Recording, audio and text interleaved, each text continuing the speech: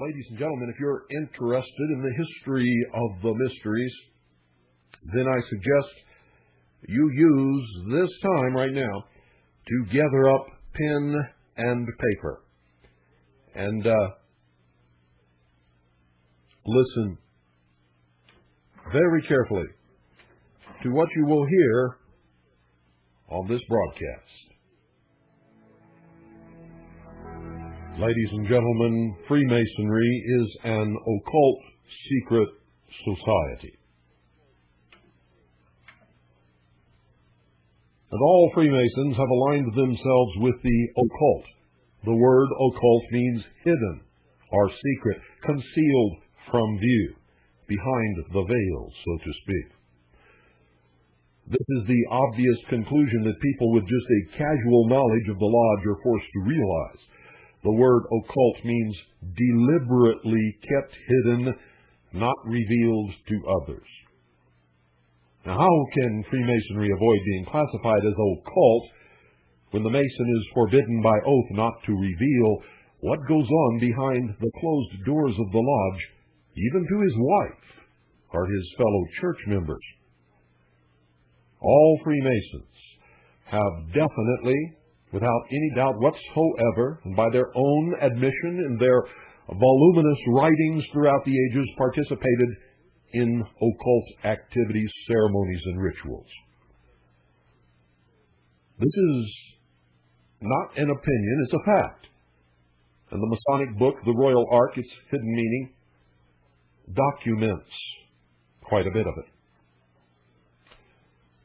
Many Freemasons shudder at the word occult, which comes from the Latin meaning to cover, to conceal from public scrutiny, and the profane.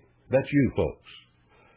But anyone studying Freemasonry cannot avoid classifying Freemasonry among occult teachings.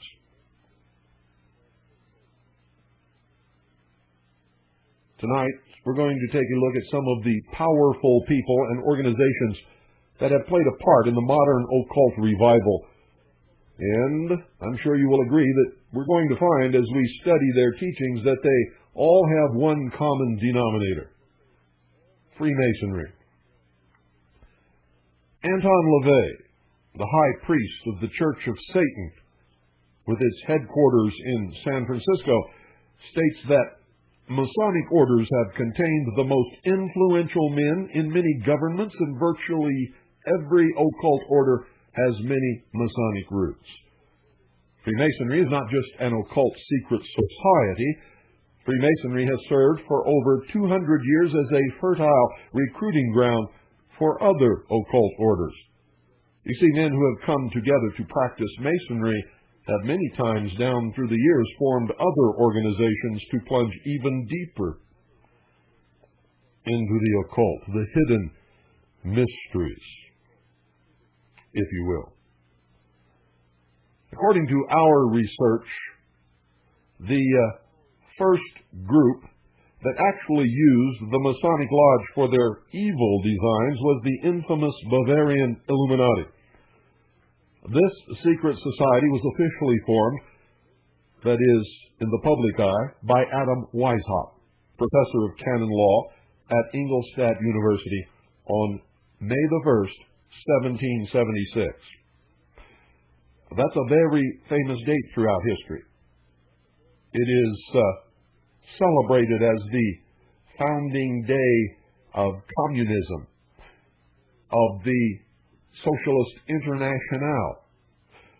May Day, as they call it, May 1st, was the day that they had huge parades celebrating the birth of communism in Red Square in Moscow during the height of the Soviet Union.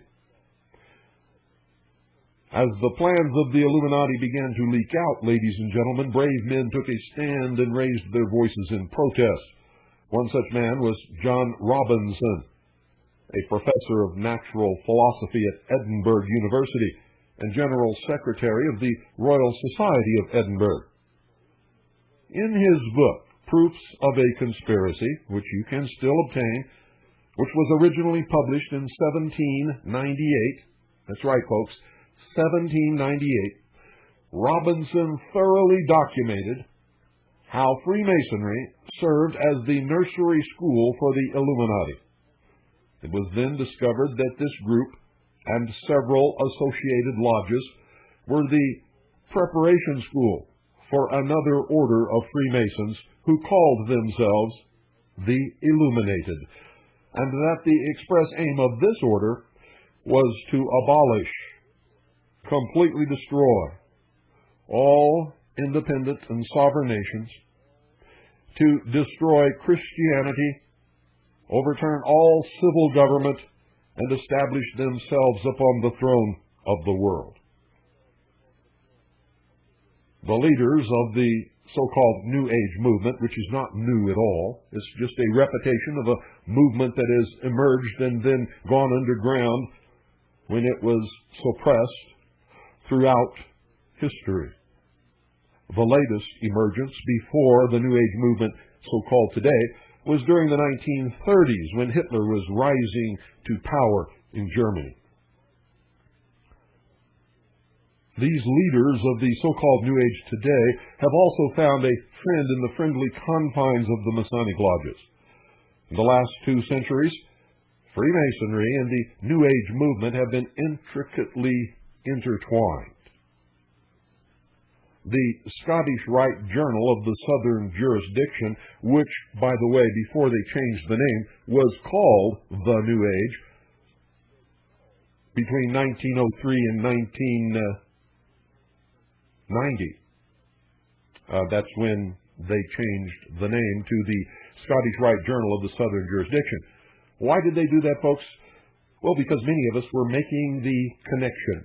We began to collect the New Age magazine. That was the name of it. New Age magazine was the official publication of the Scottish Rite Journal of the Southern Jurisdiction.